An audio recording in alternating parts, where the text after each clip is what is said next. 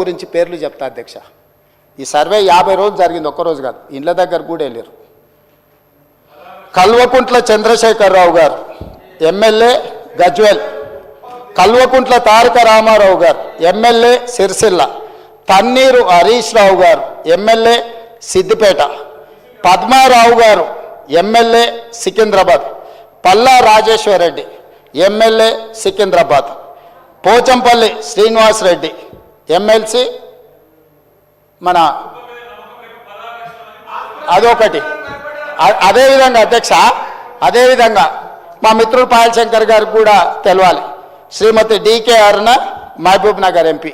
అధ్యక్ష, వీళ్ళందరూ సర్వేలో పాల్గొనకుండా నేను అడిగిన కొంత మిత్రులను, అందులో ఉన్న వాళ్ళని, ఏందా సారు ప్రధాన ప్రతిపక్ష నాయకుడు, లేకపోతే వీళ్ళంతా మంత్రులు చేశారు, ఎందుకు సర్వేలో పాల్గొంటలేరంటే, అన్నా నువ్వు ఇచ్చిన సర్వేలో ఇంతకుముందే చెప్పకనే పెద్దలు శ్రీనివాస్ యాదవ్ గారు చెప్పారు ఒక మాట, మీరు ఇన్ని వివరాలు అడిగితే మా సార్ వాళ్ళు ఎట్లిస్తారని. 5వ పేజీలో ఏముంది అధ్యక్ష, మీ భూమి వివరాలు చెప్పండి అని అడిగినాం అధ్యక్ష. ఒక్క దెబ్బకే చంద్రశేఖరరావు గారు, తారక రామారావు గారు, హరీష్ రావు గారు వీళ్ళందరూ ఎవరు సమాచారం ఇవ్వలేరు అధ్యక్ష. ఇప్పుడు మేము ఏమడిగినాం అధ్యక్ష, దీంట్లో అందరూ 3,54,138 మంది సర్వేలో పాల్గొంటే ఇక్కడున్న ఎమ్మెల్యేలు మంత్రులు అందరూ వివరాలు ఇస్తే భూముల వివరాలు అడగంగానే సర్వేలో పాల్గొన్నారా అధ్యక్ష?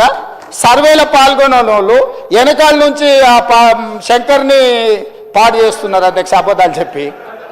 శంకర్ మంచోడు అధ్యక్ష, నాకు తెలుసు పర్సనల్గా, కానీ ఆయనను కూడా ఖరాబ్ చేసి ఇంత ఇంత ఇంత ముఖ్యమైన ఇంత ఇంపార్టెంట్ మనం చర్చ చేస్తుంటే ఈ తప్పుడు నివేదికలు తీసుకొచ్చి ఈ లెక్కలు మాట్లాడుతున్నారు అధ్యక్ష.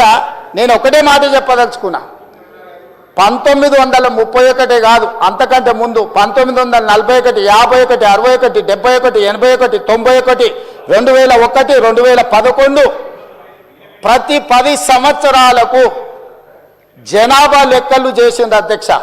2014లో నరేంద్ర మోడీ గారు ప్రధానమంత్రి అయిన తర్వాత 2021 జనాభాని ఈ రోజు వరకు లెక్కిస్తలేరు అధ్యక్ష. ఎందుకంటే వాళ్ళకి జనాభా లెక్కించడం, బలహీన వర్గాలకు వాళ్ళ హక్కులు ఇవ్వడం భారతీయ జనతా పార్టీకి ఇష్టం లేదు అధ్యక్ష. ఎందుకంటే భారతీయ జనతా పార్టీ నిజంగానే ఈ దేశ ప్రధానమంత్రి నరేంద్ర మోడీ గారు బలహీన వర్గాలకు ఏదైనా సాయం చేయాలి అనుకుంటే 2021 జనాభా లెక్కలు ఈ రోజు వరకు 2025 సంవత్సరం జనవరిలో ఉన్నాం అధ్యక్ష. 21లో లెక్కించాల్సిన జనాభా స్వతంత్రం రాకంటే ముందు, స్వతంత్రం వచ్చినాక 70 సంవత్సరాలు కంటిన్యూస్గా జరిగిన జనాభా లెక్కలు నరేంద్ర మోడీ గారు ప్రధానమంత్రి అయిన తర్వాత ఎందుకు జనాభాను లెక్కించలేదు? ఎందుకు మా మిత్రులు భారతీయ జనతా పార్టీ వాళ్ళు ఈరోజు నరేంద్ర మోడీ గారు జనాభాను లెక్కించలేదు? దీనికి బాధ్యత ఎవరు? నరేంద్ర మోడీ గారిని జనాభా లెక్కించమని ఎందుకు అడుగుతలేరు? ఆ జనాభాను లెక్కించమని, లెక్కించే జనాభాలో కులగణన కూడా జరగాలి అని ఈరోజు రాహుల్ గాంధీ నేను ప్రధాన ప్రతిపక్ష నాయకుడిగా ప్రధానమంత్రిని డిమాండ్ చేశారు. దానికి సమాధానం లేదు అధ్యక్ష. ఒకటి, వీళ్ళు సమగ్ర కుటుంబ సర్వే అని చెప్పి 10 సంవత్సరాలు చేసుకొని ఒకటే కుటుంబం ఈ డాక్యుమెంట్ దాచిపెట్టుకున్నది అధ్యక్ష త్రిజోరీలా. ఎన్నికలు వచ్చినప్పుడల్లా ఈ కులగణన ఇవన్నీ లెక్కలు పెట్టుకొని దీని ప్రకారం నేను అడుగుతున్న 10 ఏళ్ళు ఇట్లనే అబద్ధాల సంఘం అట్లనే ఇది అఫీషియల్ డాక్యుమెంట్ కాదు. నేను అందుకే చెప్తున్నా ఈ రోజు వరకు అధ్యక్ష ఇంతవరకు ఈ డాక్యుమెంట్ బయట గ్రూపులలో సర్క్యులేట్ చేస్తున్నారు.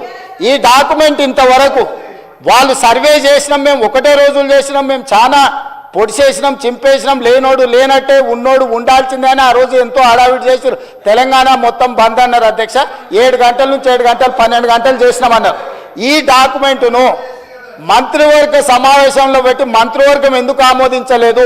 ఈ డాక్యుమెంట్ను 10 సంవత్సరాలు ప్రభుత్వంలో ఉన్న వాళ్ళు శాసనసభలో ఎందుకు ప్రవేశపెట్టలేదు? ఈ డాక్యుమెంట్కు లీగల్గా ఇదే ఒకవేళ అయితే ఎందుకు ఈ ప్రభుత్వం ఈ నివేదికను బయట పెట్టలేదు అధ్యక్ష?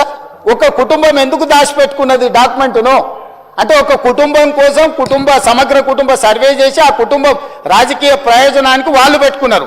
ప్రజల కోసం మేము చెయ్యాలని ఈరోజు ఇంటింటికి వెళ్ళి ప్రతి 150 కుటుంబాలను గుర్తించి ప్రతి 150 కుటుంబాలకు ఒక ఎన్యుమరేటర్ను పెట్టి రోజుకు 8 నుంచి 10 కుటుంబాలే ఒక్క రోజులో చేయమనలేదు అధ్యక్ష. 50 రోజులు నిరంతర ప్రక్రియ చేసి 50 రోజుల తరువాత 100% పారదర్శకంగా ఈరోజు సామాజిక ఆర్థిక రాజకీయ కులగణన సర్వే చేసి ఈరోజు ఇక్కడ పెడితే వాళ్ళు ఎక్కడో కాకి లెక్కలు తీసుకొచ్చి చెట్ల మీద ఇస్తరాకులు కుట్టినట్టు ఎక్కడెక్కడో వివరాలు తీసుకొచ్చి సభలు పెట్టి ఈ సభను ఎందుకు తప్పుదో పట్టిస్తారు అధ్యక్ష. 2011 జనాభా లెక్కలు తప్ప ఎక్కడ కూడా అధికారిక లెక్కలు లేవు. ఆ తర్వాత 2024లో కాంగ్రెస్ పార్టీ అధికారంలోకి వచ్చిన తర్వాత చేపట్టిన ఈ సర్వే మాత్రమే అధికారిక డాక్యుమెంటు. ఇంత మించి అధికారిక డాక్యుమెంటు లేదు. ఇట్లాంటి లెక్కలు చెప్తే సభను తప్పుదోవ పట్టించడమే, సమాజాన్ని తప్పుదోవ పట్టించడమే. 2011 జనాభా లెక్కల ప్రకారము 3,50,03,674 మంది అధ్యక్ష 2011 జనాభా లెక్కల ప్రకారం. ఈ రోజు మా ప్రకారము 3,70,00,000 పైచిలకు జనాభా అధ్యక్ష. ఇంకెక్కడ కూడా